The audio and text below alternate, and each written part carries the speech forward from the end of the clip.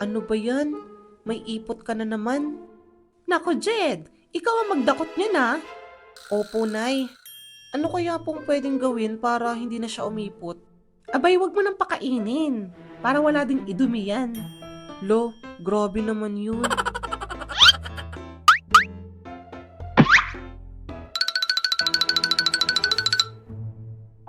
Nangyari ang kwentong ito sa hindi ko inaasahang pagkakataon.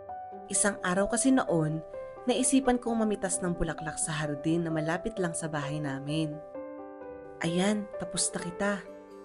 Pero parang may kulang pa.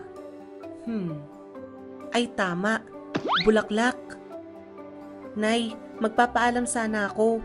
Mamimitas lang muna ako ng mga bulaklak. Saan mo naman gagamitin?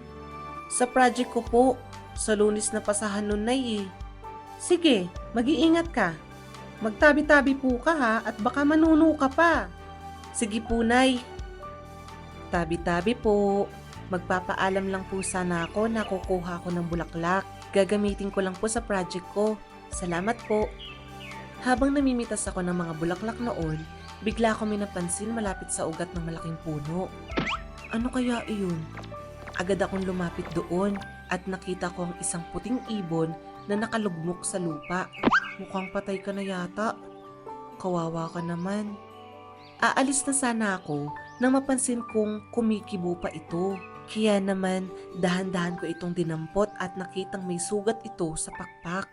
Huwag kang mag-alala. Ako bahala sa'yo. Iuuwi muna kita tsaka gagamutin. Pag-uwi ko sa bahay, agad kong tinawag sina nanay at tatay para ibalita ang nangyari. Nanay! Tatay! Oh, bakit? May nakita po akong kalapati. Saan mo naman nakuha yan? Doon po sa hardin habang namimitas ako ng bulaklak. Patay na yata yan. Naku, baka mangamoy pa dito sa bahay yan. Itapon mo na yan. Hindi po, gumagalaw pa siya.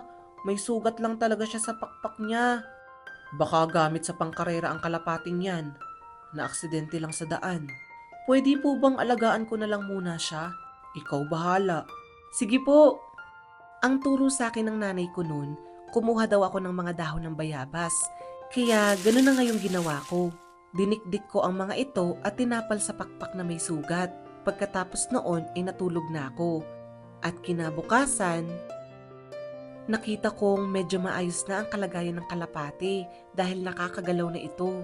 Ang sunod ko naman na ginawa noon ay pinakain ko ito ng bigas at pinainom din ng tubig. Buti naman at nakakagalaw ka na. Eto, bigas oh. Kumain ka na. Noong una ay nahihiya pa ito, pero kalaunan ay kumain at uminom na rin ito. Ilang araw na inalagaan ko ang kalapating iyon hanggang sa tuluyan na siyang gumaling. Magaling na pala ang kalapati mo. Opo, tay. Nagawan mo na ba ng kulungan yan? Kulungan? Oo. Aba, makakawala yan kapag hindi mo kinulong. Noong una ay hindi ako sang-ayon sa tatay ko, pero napagtanto ko din na tama siya. Kaya naman, nagpagawa ko ng kulungan sa kanya na gawa sa kahoy. O eto, tapos na. Ang ganda po, tay. Ganun na nga ang ginawa ko. Kinulong ko ang kalapati sa kulungang ginawa namin ng tatay ko. Ayan, mas ligtas ka dyan. Hindi ka na maaaksidente. Alam mo, wala ka pa palang pangalan, no? Ano kayang magandang pangalan para sa'yo? Alam ko na. Laya na lang ang pangalan mo. Nagustuhan mo ba? Pero hindi pala madaling mag-alaga ng ibon noon kasi tuwing pagkagising ko sa umaga, may ipot na sa sahig ng bahay namin. Ano ba yan? May ipot ka na naman?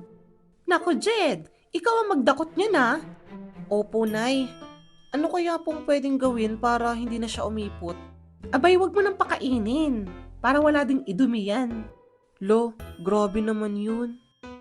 Kaya naman napagdesisyonan ko na lang noon na sa labas na lang siya ng bahay isabit. Pero kahit na ganun, lagi ko siyang dinadalaw doon. Minsan nga, binabasahan ko pa siya ng kwento noon eh. Masayang masaya ako noon dahil tinuring ko na rin siyang kaibigan noon kahit isa lang siyang ibon. Hanggang isang araw, Laya, tapos ka na bang kumain? May dala akong tubig. Napansin ko noon na walang bawas yung pagkain nilagay ko sa loob ng kulungan niya. Nakatitig lang siya nun sa langit na para bang nalulungkot siya. Nang tumingin din ako sa langit noon, ay nakita ko ang mga ibong lumilipad. Nanay, bakit ayaw kumain ni Laya? Baka naman busog pa. Kaninang umaga ko pa po nilagay yung pagkain niya sa kulungan niya, pero hanggang ngayon, hindi pa rin nababawasan. Baka naman malungkot siya. Malungkot? Oo. Pero bakit? Inaalagaan ko naman siya tsaka pinapakain. Pero hindi siya malaya. Tinamaan ako sa sinabi ng nanay ko noon. Ilang araw ko inisip yung sinabi niya noon, hanggang isang araw, muli kong pinuntahan si Laya at nakita kong nakatitig ulit siya sa kalangitan. Gusto mo bang lumabas? Gusto mo na ding lumipad? Kung ganun, panahon na siguro para palayain kita. Mabigat man sa loob ko nun pero napagdesisyonan ko ng palayain ang alaga kong ibon. Habang hawak ko siya sa mga kamay ko, kinausap ko na siya sa huling pagkakataon para magpaalam. Huwag mo akong kakalimutan ha. Mag-iingat ka palagi. Ramdam kong tuwang-tuwa siya nun habang lumilipad palayo. Lumingon pa siya nun sa akin na para bang nagpapasalamat at nagpapaalam.